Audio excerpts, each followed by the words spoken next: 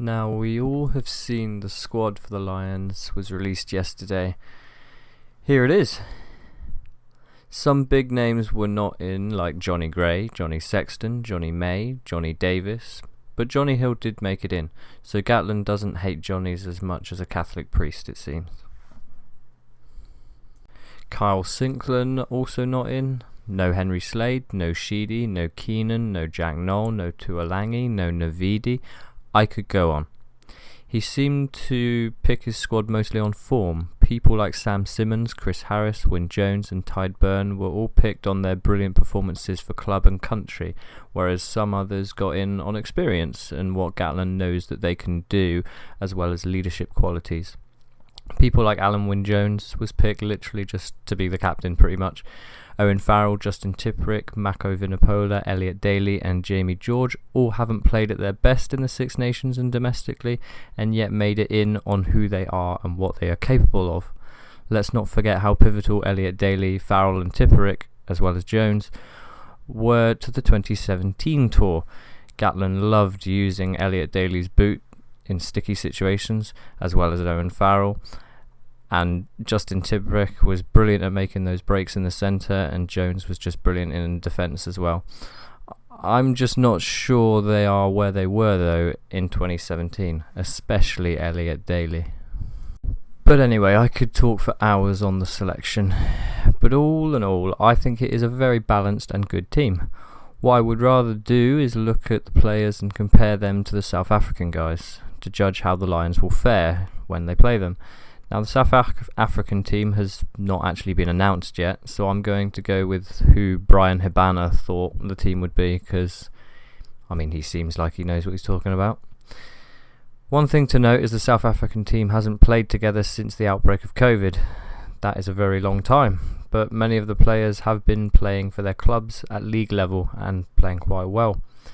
Now, I am only going to highlight some of the most exciting matchups that I am interested in. If you have others that get your rugby bones a wobbling, then let me know in the comments. Now, the first one I want to look at is Willie Leroux, who was playing in Japan and has been playing really well there, but it's Japan, so you could argue he hasn't had the same intensity as if he'd played in South Africa or the UK or somewhere. But then his matchup is with Stuart Hogg, Elliot Daly or Liam Williams. Now, Daly has been not on form pretty much, and so I think Willie wins there, but I think Liam Williams, and he could have a good battle with Leroux. For me, Leroux has a better boot, but Liam has the better feet. But Stuart Hogg, now, come on, he wins everything. Best boot, best feet, best with strength. But, he does miss quite a few tackles, to be honest. But as well, Hoggy did get injured in 2017 quite early on. That possibly might be another factor that occurs. All in all, I think the fullback position would be a great battle. Leroux is brilliant, and I think it will be difficult to deal with him.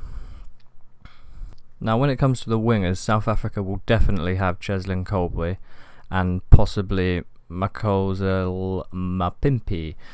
These guys are lightning quick, but Louis Rees-Zammit could probably match them, to be honest. However, he doesn't really have the strength to take them on defensively, I feel, whereas Van der Merwe could definitely get a dominant tackle on the both of them. Similarly, Josh Adams and Anthony Watson could probably match them physically, but I believe Colby and his quick change of pace and small stature would be difficult for the Lions guys to catch. I know Watson's quite good at a step as well, but just the size of Colby makes him really difficult to get a tackle on where it's a legal tackle and you're not going to hit him in the head or anything. Now, Jack Noll, if he'd been selected for the squad, I think he could definitely have dealt with him because he's a similar size as well, and he also has tremendous strength, but that hasn't happened. So again, this is going to be a very interesting matchup, I think. Damien De Allende. Now, he is a beast. He's very strong, very good with the ball in hand, and very difficult to deal with in the centre. He's got a great step on him as well, and a change of pace. His opposite number could be many people. Owen Farrell would probably have the 12 jersey at one point, but he's not been great at the moment, has he? His form hasn't been brilliant. I don't think he'd be able to deal with him. Whereas Chris Harris, he's brilliant in defence, and Robbie Henshaw's pretty darn good as well. I feel they could probably compete with him, but for me, none of the Lions could really top this guy in both defence and attack. Aki, yeah, he's big, he could maybe deal with him quite well, but Allende would definitely be able to get around him with his change of pace. Now, the most exciting matchup is obviously Faf de Klerk. I mean, I love Faf de Klerk. He's brilliant. He's so annoying as a number 9, and as a number 9, that's what you want to be. You want to be annoying. I think he's still the best in the world. I still haven't seen Dupont face him, but once I do, I'll be willing to give Dupont the title when I see it. But at the moment, I think Faf is still the best. So Ali Price, he has been very much on form, but can he deal with the pressure from him? He was able to deal with the pressure of the charge downs from people like Itoje in the Six Nations, but can he deal with Faf all over the paddock? I doubt it, to be honest, especially at scrum time. He is so annoying at scrum time. Gareth Davis might be able to, but his form hasn't been what it was. He hasn't been up to speed as he was a few years ago, I feel, whereas Ali Price definitely is on form.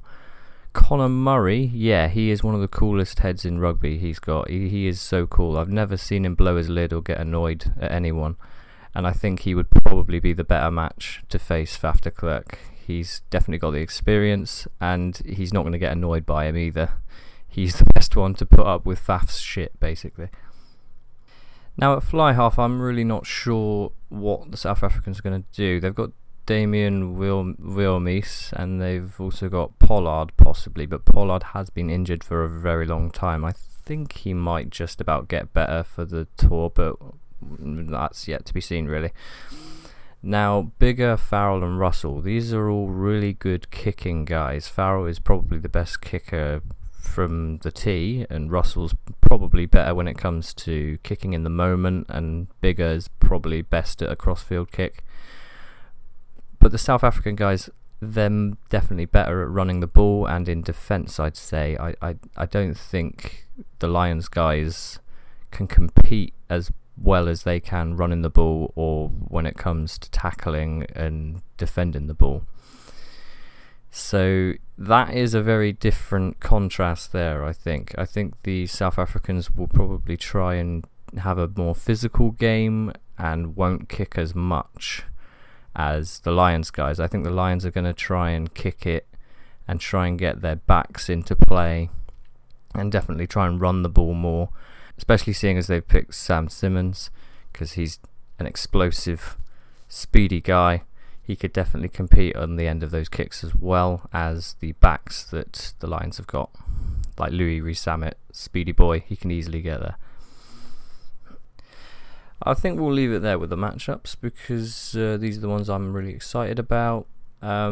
It's mostly backs, I'll admit, that I've spoken about. I haven't even mentioned forwards really, because that would take ages, and also I prefer the backs play anyway. But please let me know what you think about the forwards or any of the other matchups that excite you, or what you think about the ones I've mentioned. Just let me know really in the comments, and I hope you've enjoyed this video. Please like, comment, subscribe. I love you all, and goodbye.